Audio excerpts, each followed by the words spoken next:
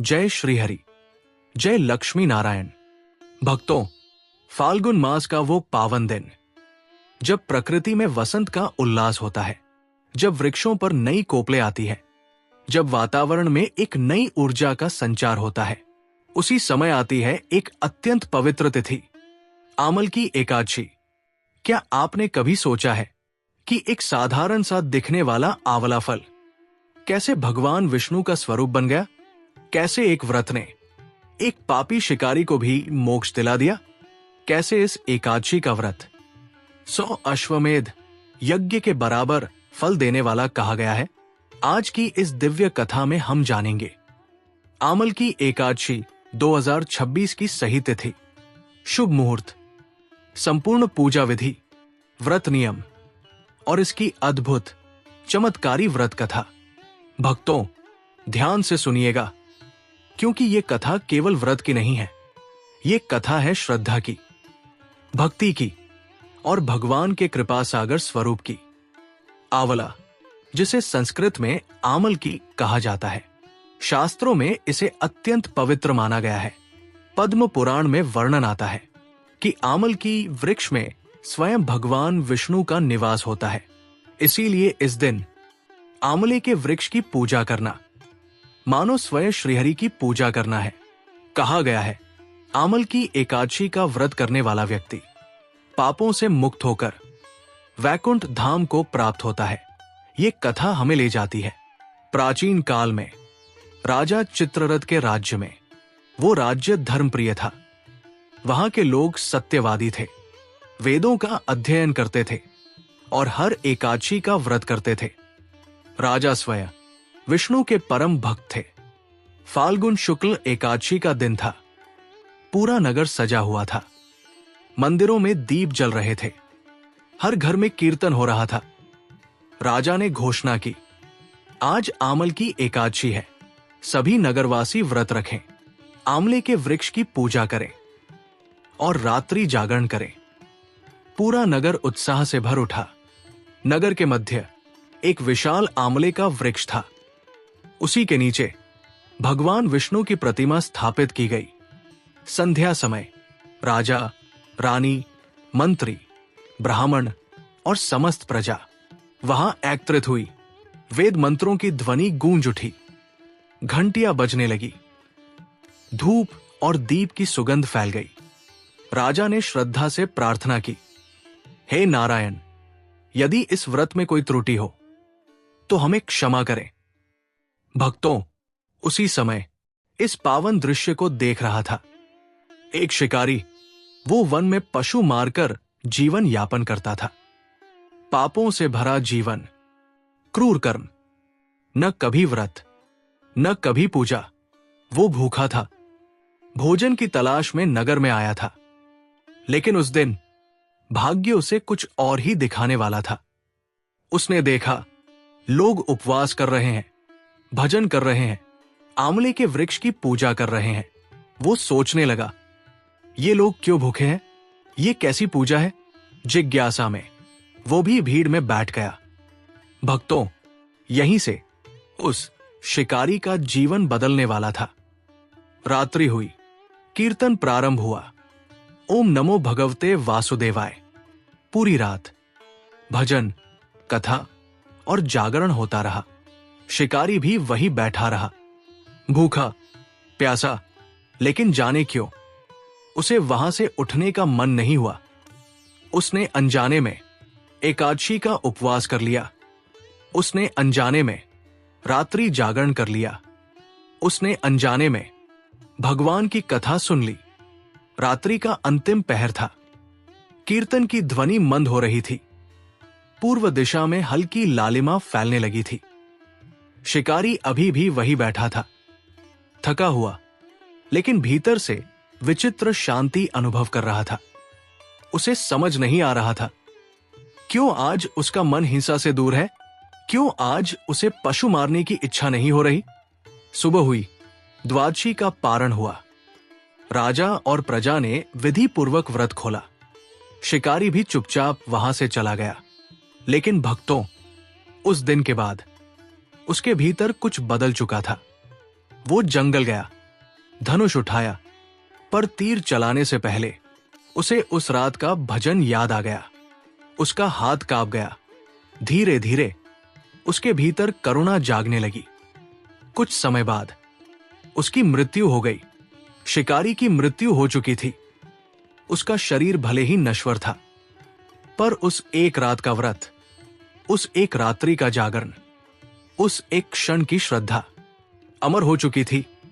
जब उसकी आत्मा शरीर से अलग हुई, तब यमदूत उसे लेने आए। भयानक रूप, हाथों में फंदा, आंखों में कठोरता। लेकिन जैसे ही वे उसके समीप पहुंचे, अचानक दिव्य प्रकाश फैल गया। उस प्रकाश में प्रकट हुए विष्णु के पार्षद। उनके हाथों में शंख चक्र के चिन्ह थे। उनके मुख पर तेज था। उन्होंने यमदूतों को रोका।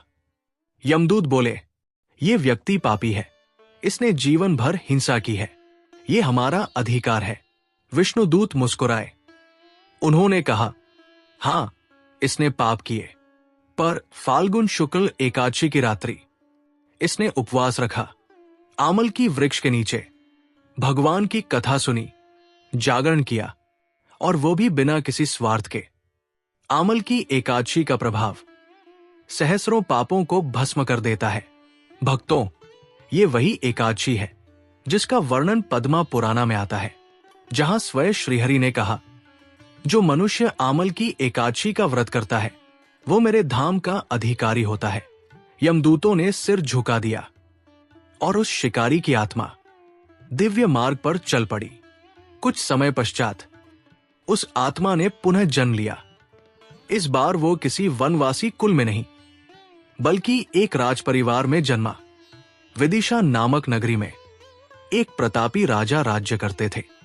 उनके यहां एक पुत्र उत्पन्न हुआ। जन्म के समय आकाश में शुभ संकेत हुए। मंदिरों में अपने आप घंटियां बजी। पंडितों ने घोषणा की, ये बालक महान होगा, ये धर्म की स्थापना करेगा। उसका नाम रखा गया वसुरथ। बालक वसुरथ बचपन से ही धर्मप्रिय था। उसे जब भी मंदिर ले जाया जाता, वो विशेष रूप से आंवले के वृक्ष के पास जाकर बैठ जाता। कोई समझ नहीं पाता कि उसे वहां इतनी शांति क्यों मिलती है। भक्तों, ये पिछले जन्म की स्मृति थी। वही आमल की एकादशी का संस्कार उसके चित्त में अंकित था। समय बीता, वसुरथ युवा हुआ। उसने शास्त्रों का अध्ययन किया, धनुर्विद्या सीखी, राजधर्म सीखा, और जब उसके पिता का देहांत हुआ, वो सिंहासन पर बैठा। राजा वसुरथ न्यायप्रिय था। प्रजा उससे प्रेम करती थी। वो प्रत्येक एकादशी का व्रत करता, विशेष रूप से आमल की एकादशी पर। वो स्वयं आंवले के वृक्ष की पूजा करता। वो कहता, इस वृक्ष में स्वयं नारायण का वास है। वो प्रजा को भी प्रेरित करता, व्रत रखो, सत्कर्म करो, भजन करो। राज्य समृद्ध हो गया। एक दिन राजा वसुरथ शिकार के लिए वन में गया। ध्यान दीजिए भक्तों, ये वही आत्मा थी जो पिछले जन्म में शिकारी थी। अब वो राजा था, पर प्रकृति उसे एक परीक्षा देने वाली थी। वन घना था, सूर्य अस्त होने को था। राजा अपने दल से बिछड़ गया। अंधकार घिर आया। वो थक गया, भूखा था, प्यासा था। उसे एक वृक्ष दिखाई दिया। वो उसी के नीचे बैठ गया। वो आंवले का वृक्ष था। भक्तों, क्या ये केवल संयोग था? नहीं, ये वही दिव्य योजना थी जो पिछले जन्म से जुड़ी थी। राजा को नींद आ गई। उसी समय कुछ डाकू वहां आ पहुंचे। उन्होंने राजा को पहचान लिया। वे शत्रु राज्य के थे।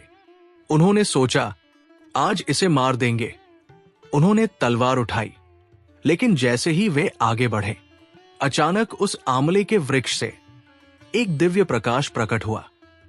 उस प्रकाश से एक तेजस्विनी स्त्री प्रकट हुई, हाथों में चक्र, आंखों में अग्नि। उसने दस्युओं को ललकारा। कुछ ही क्षणों में सभी दस्यु नष्ट हो गए। राजा नींद से जागा। उसने चारों ओर देखा। दस्यु मृत पड़े थे। वो आश्चर्यचकित था। तभी आकाशवाणी हुई, हे वसुरथ, पिछले जन्म में तुमने आमल की एकादशी का व्रत किया था। उसी पुण्य के कारण आज तुम्हारी रक्षा हुई है। राजा की आंखों से आंसू बह निकले। वो समझ गया ये सब श्रीहरि की कृपा है। उसने वही आंवले के वृक्ष के नीचे प्रणाम किया। भक्तों, ये कथा हमें क्या सिखाती है? एक क्षण की सच्ची श्रद्धा जीवन बदल सकती है, अनजाने में किया गया भी। यदि पवित्र कर्म है तो उसका फल अवश्य मिलता है। आमल की एकादशी केवल व्रत नहीं है, ये है पुनर्जन्म सुधारने का अवसर, पाप नाश करने का माध्यम और भगवान से जुड़ने का सरल मार्ग। आंवला आयुर्वेद में अमृत समान माना गया है, पर शास्त्रों में ये उससे भी अधिक है। कहा गया है, आंवले के वृक्ष में लक्ष्मी का वास है, और जहां लक्ष्मी है वहां स्वयं नारायण भी है। इस दिन आंवले के वृक्ष की परिक्रमा, जल अर्पण, दीपदान, कथा श्रवण, रात्रि जागरण, ये सब मिलकर मनुष्य के कर्मों को शुद्ध करते हैं। राजा वसुरथ वापस अपने राज्य लौटा। उसने घोषणा की, आमल की एकादशी को पूरा राज्य उत्सव मनाएगा। हर नगर में आंवले के वृक्ष लगाए जाएंगे। राज्य में सैकड़ों वृक्ष लगाए गए। वर्षों तक उस राज्य में कोई अकाल नहीं पड़ा, कोई महामारी नहीं फैली, प्रजा सुखी रही। भक्तों, ये केवल कथा नहीं, ये संदेश है। एक शिकारी जो हिंसक था, जिसने कभी पूजा नहीं की, केवल एक रात्रि भक्ति में बैठा और वही उसके जीवन का मोड़ बन गया। तो सोचिए, यदि हम श्रद्धा से विधि पूर्वक व्रत करें तो उसका फल कितना महान होगा। अब प्रश्न उठता है, आमल की एकादशी का व्रत सही विधि से कैसे करें? क्या नियम रखें? क्या खाए, क्या न करें? शुभ मुहूर्त क्या है? पारण कब करें? और 2026 में इस व्रत का विशेष संयोग क्या है? आमल की एकादशी 2026 में 27 फरवरी शुक्रवार को मनाई जाएगी। ये फाल्गुन शुक्ल पक्ष की एकादशी है। एकादशी तिथि प्रारंभ 26 फरवरी 2026 रात्रि। उद्या तिथि अनुसार व्रत 27 फरवरी 2026। पारण 28 फरवरी प्रातः द्वादशी तिथि में। शुक्रवार का संयोग होने से इस दिन लक्ष्मी की विशेष कृपा मानी जाती है, और चूंकि एकादशी स्वयं विष्णु को समर्पित है, इसलिए यह दिन अत्यंत शुभ हो जाता है। भक्तों, एकादशी केवल एक दिन का व्रत नहीं है, ये साधना की तैयारी है। दशमी तिथि की संध्या से ही नियम आरंभ करें। सात्विक भोजन ले, लहसुन, प्याज, मांस, मदिरा पूर्णतः त्याग दे। ब्रह्मचर्य का पालन करें। मन को शांत रखें। रात्रि में सोने से पहले भगवान से प्रार्थना करें, हे नारायण, मैं श्रद्धा से आमल की एकादशी का व्रत करने जा रहा हूं। मुझसे कोई त्रुटि हो तो क्षमा करें। अब ध्यान से सुनिए, यह है पूर्ण विधि। प्रातःकाल ब्रह्मा मुहूर्त में उठें, स्नान करें। यदि संभव हो तो जल में गंगा जल मिलाएं। पीले या साफ वस्त्र धारण करें। पूजा स्थान पर दीप जलाएं। हाथ में जल लेकर संकल्प ले, मैं अमुक नाम, अमुक गोत्र, फाल्गुन शुक्ल एकादशी के दिन आमल की व्रत का संकल्प करता करती हूं। पूजा में रखें पीला वस्त्र, तुलसी दल, पंचामृत, फल, धूप, दीप। श्रीहरि को पीला पुष्प अर्पित करें। मंत्र जपें, ओम नमो भगवते वासुदेवाय। कम से कम 108 बार जप करने का प्रयास करें। यदि घर के पास आंवले का वृक्ष हो तो वही जाए। वृक्ष के नीचे दीप जलाए, जल अर्पित करें, रोली, अक्षत चढ़ाएं, परिक्रमा करें कम से कम 7 बार। यदि वृक्ष उपलब्ध न हो तो आंवले का फल पूजा स्थल पर रखकर पूजन करें। शास्त्रों में कहा गया है, आंवले के वृक्ष में स्वयं श्रीहरि का निवास है, इसलिए इसकी पूजा का फल प्रत्यक्ष भगवान की पूजा के समान है। आमल की एकादशी में व्रत 3 प्रकार से किया जा सकता है। निर्जला व्रत, पूरे दिन जल तक न लें, केवल समर्थ लोग करें। फलाहार व्रत, फल, दूध, सूखे मेवे, एक समय सात्विक भोजन, बिना अन्न के। चावल, गेहूं, दालें वर्जित है। तामसिक भोजन वर्जित है। भक्तों, याद कीजिए उस शिकारी को। उसका जीवन इसलिए बदला क्योंकि उसने रात्रि जागरण किया। रात्रि में भजन करें, विष्णु सहस्रनाम पढ़े, आमल की एकादशी कथा सुने, कीर्तन करें। कहा गया है, रात्रि जागरण करने से 100 जन्मों के पाप नष्ट होते हैं। पारण विधि, 28 फरवरी 2026, द्वादशी तिथि में प्रातः स्नान कर भगवान को भोग लगाए। ब्राह्मण या जरूरतमंद को भोजन कराएं। तत्पश्चात स्वयं पारण करें। पारण समय का ध्यान रखें। द्वादशी समाप्त होने से पहले ही पारण करें। इस दिन दान विशेष फलदायी है। दान में दे सकते हैं आंवला, पीला वस्त्र, अन्न, दक्षिणा, गौ सेवा। दान करने से व्रत का फल कई गुना बढ़ जाता है। आमल की एकादशी का व्रत करने से पापनाश, रोग शांति, आर्थिक स्थिरता, संतान सुख, मानसिक शांति, विष्णु कृपा और अंत मोक्ष प्राप्ति।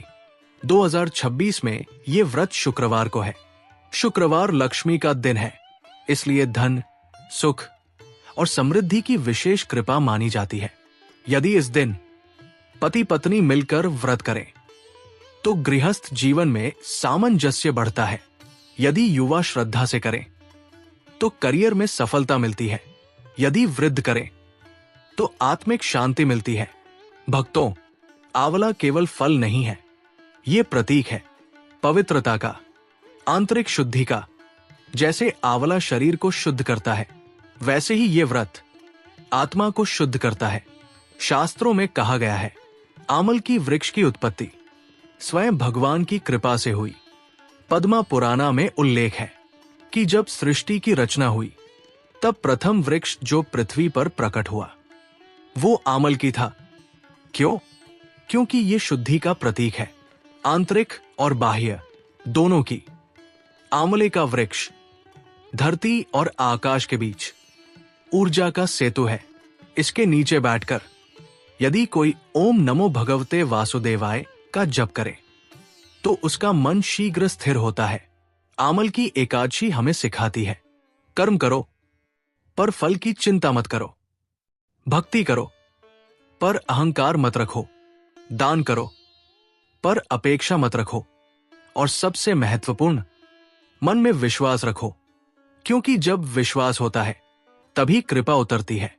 भक्तों, धन आएगा, जाएगा, सुख आएगा, जाएगा, कठिनाई आएगी, जाएगी, पर यदि भगवान का नाम जीवन में स्थापित हो जाए तो हर परिस्थिति सरल हो जाती है।